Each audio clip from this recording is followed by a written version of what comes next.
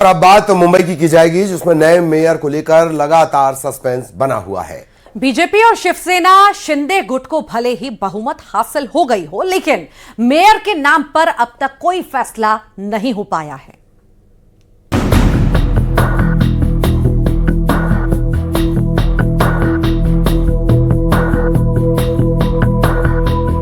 देश की सबसे बड़ी नगरपालिका बीएमसी का मेयर कौन होगा, इसको लेकर सस्पेंस बना हुआ है।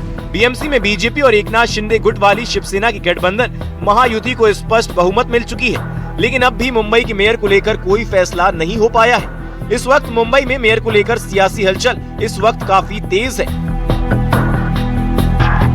महाराष्ट्र के उप मुख्यमंत्री और शिवसेना प्रमुख एकनाथ शिंदे ने अपने 29 पार्षदों को मुंबई के एक लग्जरी होटल में ठहराया है। शिवसेना का कहना है कि इन पार्षदों के लिए 3 दिन का वर्कशॉप आयोजित किया गया है, जिसमें एकनाथ शिंदे उन्हें बीएमसी के कामकाज की जानकारी देंगे।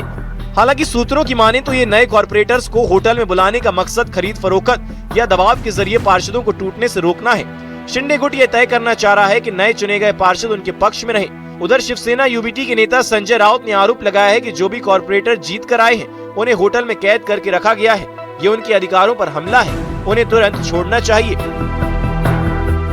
जो नगर सेवक कॉर्पोरेटर चुनकर आए हैं अभी उनके अलायंस के, उनको कोई किडनैप करेगा, उनको तोड़ेगा फोड़ेगा, इसलिए एक ताज होटल में उनको बंदी बनाकर रखा है।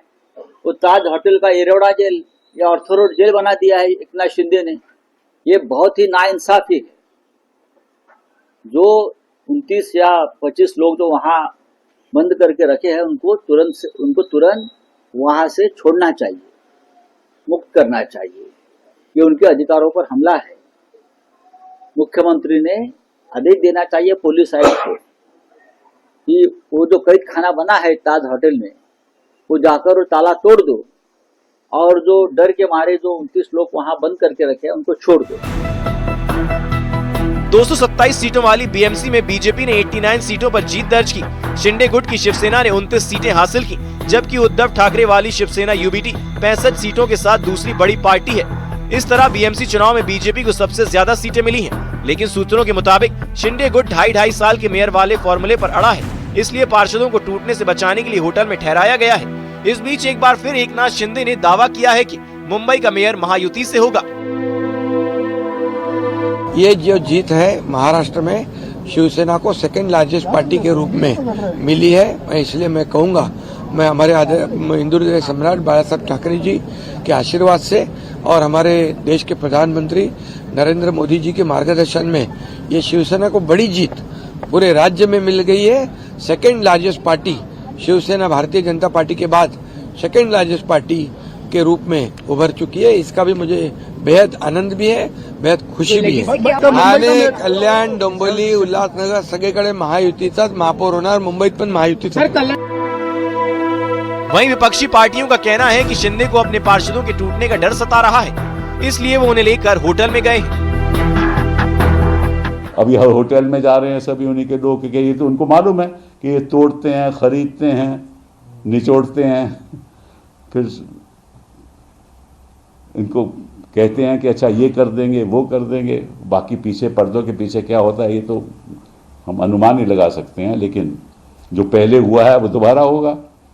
तो होटल में रखना पड़ रहा है शिंदे जी को अपने सारे जो काउंसलर जीते हैं, और मेयर बन नहीं सकता जब, क्योंकि 227 की जो कॉरपोरेशन है उसमें से 114 चाहिए और भाजपा के 89 हैं।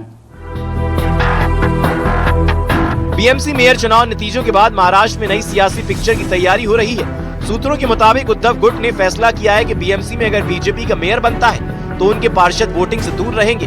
इस रणनीति से साफ संकेत मिलते हैं कि उद्धव गुट बैकडोर से बीजेपी को समर्थन देने की राह पर है। राजनीतिक गलियारों में इसे महाविकास अघाड़ी की एकता पर बड़ा झटका माना जा रहा है।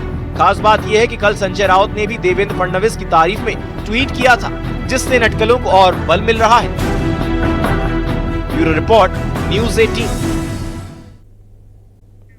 नितिन नवीन का बीजेपी का निर्विरोध नया राष्ट्रीय अध्यक्ष बनना तय हो चुका है। आज बीजेपी के राष्ट्रीय अध्यक्ष के लिए एक ही नामांकन आया है। हालांकि बीजेपी की ओर से नितिन नवीन के नाम का औपचारिक ऐलान कल होगा। नितिन नवीन के 37 सेट में नामांकन दाखिल किए, जिसमें पीएम मोदी और अमित शाह भी प्रस्तावक बने।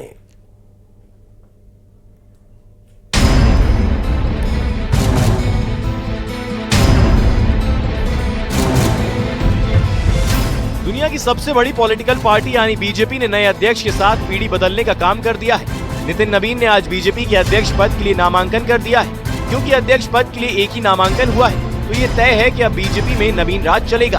हालांकि औपचारिक ऐलान कल होगा। नितिन नवीन के नामांकन की प्रक्रिया के दौरान उनके पक्ष में 37 सेट नामांकन प्राप्त हुए। नितिन नवीन के राष्ट्रीय अध्यक्ष पद की नामांकन प्रक्रिया दिल्ली में बीजेपी हेडक्वार्टर में पूरी की गयी। नया युवा भी है, तो हमें लगता है कि भारतीय जनता पार्टी के राष्ट्रीय अध्यक्ष बनने के बाद विशेष करके पूरे देश में युवाओं में एक संदेश जाएगा। कल औपचारिक ऐलान के बाद 45 साल के नितिन नवीन बीजेपी के सबसे युवा राष्ट्रीय अध्यक्ष होंगे। नितिन नवीन के नामांकन के दौरान बीजेपी अध्यक्ष जेपी नड्डा और रक्षा मंत्री राजनाथ सिंह ने गृह मंत्री अमित शाह समेत नितिन गडकरी, धर्मेंद्र प्रधान, भूपेंद्र यादव और किरेन रिजिजू की मौजूदगी में निर्वाचन अधिकारी के लक्ष्मण को नितिन नवीन के नामांकन पत्रों का एक सेट सौंपा। कुनबे की पार्टियां जो है वो उनका प्रेसिडेंट जो है या तो परिवार के आंगन से पैदा होता है या परिवार के पालने में पैदा होता है, और जो कार्यकर्ताओं और कैडर की पार्टी है उसमें आखिरी पायदान पे खड़ा हुआ कार्यकर्ता भी अगले पायदान पर पहुंच सकता है। नितिन नवीन की नामांकन प्रक्रिया में मध्य प्रदेश और छत्तीसगढ़ के सीएम भी मौजूद रहे। सीएम डॉक्टर मोहन यादव और सीएम विष्णुदेव साय ने प्रदेश के दिग्गज नेताओं के साथ प्रस्तावकों की लिस्ट सौंपी। 45 साल के नितिन नवीन को 14 दिसंबर 2024 को पार्टी का कार्यकारी अध्यक्ष घोषित किया गया था। जेन जी यानी देश की वो आबादी जो भविष्य में सियासत की दशा दिशा तय करेंगे। जहां कभी बीजेपी के लिए चुनाव जीतना असंभव माना जाता था, वहां भी आज बीजेपी को अभूतपूर्व समर्थन मिल रहा है। ये दिखाता है कि देश का वोटर, देश की जेन जी बीजेपी के विकास मॉडल पर कितना ज्यादा भरोसा करती है। जेन आबादी पर राहुल गांधी से लेकर अखिलेश यादव तक सबकी निगाहें हैं। लेकिन चुनाव दर चुनाव ये साबित होता जा रहा है कि बीजेपी इस मामले में भी लगातार बाजी मार रही है। नितिन नवीन को कार्यकारी अध्यक्ष के तौर पर चुनकर बीजेपी ने सबको चौंका दिया था, लेकिन पॉलिटिकल पंडित कह रहे हैं कि बीजेपी ने बहुत सदी हुई सियासी रणनीति अपनाते हुए एक युवा को पार्टी की कमान सौंप दी है। युवाओं में तो बीजेपी का बेहतर कनेक्ट है ही। माना जा रहा है कि पार्टी के इस नए फैसले से ये कनेक्ट और मजबूत होगा। Bureau report, news 18। नमस्कार, बहुत बहुत स्वागत है आपका। खबर असरदार आप देख रहे हैं, मैं हूं आपके साथ ऋतु ज्ञानवानी। नमस्कार, बहुत स्वागत। खबर असरदार की शुरुआत करेंगे असरदार खबर के साथ। प्रयागराज माघ मेला के दौरान मौनी अमावस्या महास्नान पर्व के मौके पर शंकराचार्य स्वामी अविमुक्तेश्वरानंद सरस्वती के संगम स्नान से वंचित रहने का मामला गर्मा गया है। अविमुक्तेश्वरानंद ने जहां इसे लेकर पुलिस प्रशासन पर आरोप लगाए, तो वहीं पुलिस ने भी घटना के दौरान अफरा तफरी और बैरिकेडिंग हटाने का सीसीटीवी वीडियो जारी किया।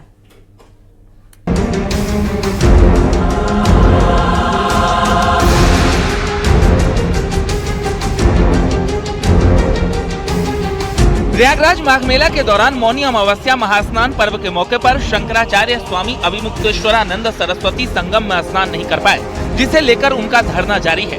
कल स्वामी अविमुक्तेश्वरानंद के काफिले को स्नान से रोका गया था। शंकराचार्य ने पुलिस प्रशासन पर उनकी पालकी को रोकने के आरोप लगाए थे।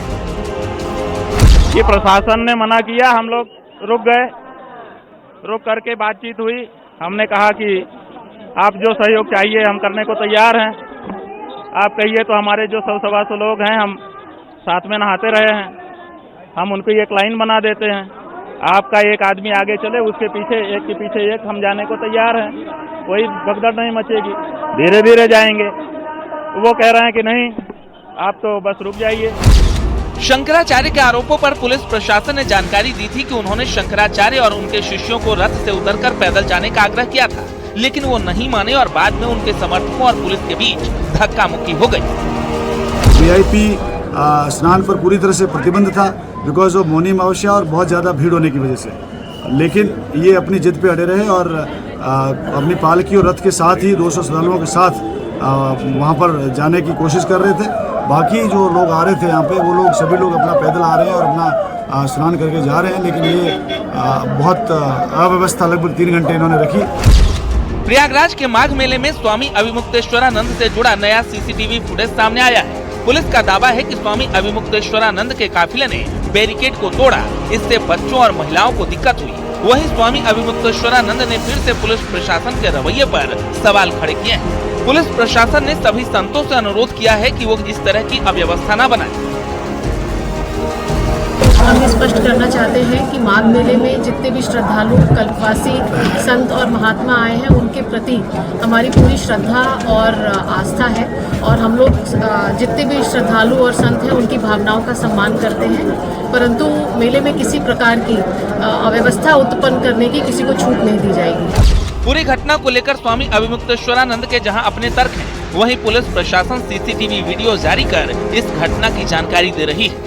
Bureau report, news 18।